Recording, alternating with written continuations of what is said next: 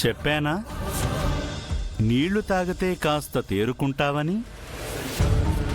అంతా గంగ మహిమ. ఇప్పుడు బయలుదేరు.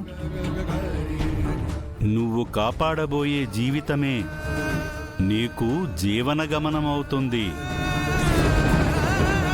ఇది ఆ శివయ్య మాట. ఇక నీకంతా జయమే.